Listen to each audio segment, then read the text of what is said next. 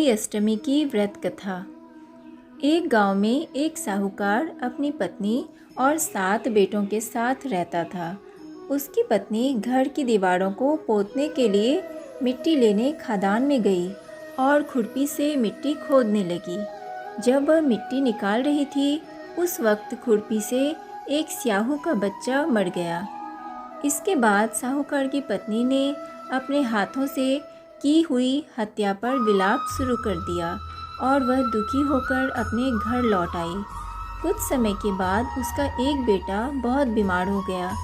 साहूकार ने बहुत इलाज करवाया, लेकिन कुछ दिनों बाद उसकी मृत्यु हो गई। ऐसे ही करके उसके 3 बेटों की मृत्यु हो गई। इन सब के कारण साहूकार और उसकी पत्नी बहुत चिंतित हो गए।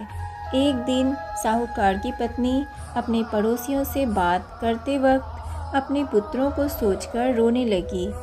रोते रोते उसने बताया कि जब वह खदान में खुरपी से मिट्टी खोद रही थी, तब गलती से उसके हाथों एक स्याहू के बच्चे की हत्या हो गई थी और उसके बाद से ही उसके 7 बेटों में से एक एक करके सभी की मृत्यु होती जा रही है। यह बात सुनकर पड़ोस की औरतों ने साहूकार की पत्नी को कहा कि तुमने जो पश्चाताप किया है, उससे तुम्हारा आधा पाप खत्म हो गया है। अब तुम अष्टमी को भगवती माता की शरण में स्याहू के बच्चे का चित्र बनाकर व्रत और पूजा करो और उससे क्षमा मांगो। इसके बाद सब ठीक हो जाएगा।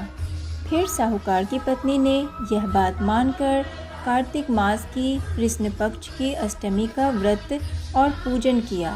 उसके बाद अहोई माता उससे प्रसन्न हुई और उसके पुत्रों को फिर से जीवन दान दे दिया। अहोई माता की जय। यह कथा आपके संतान के जीवन में सुख, समृद्धि और परिवार में खुशियाँ प्रदान करेगी।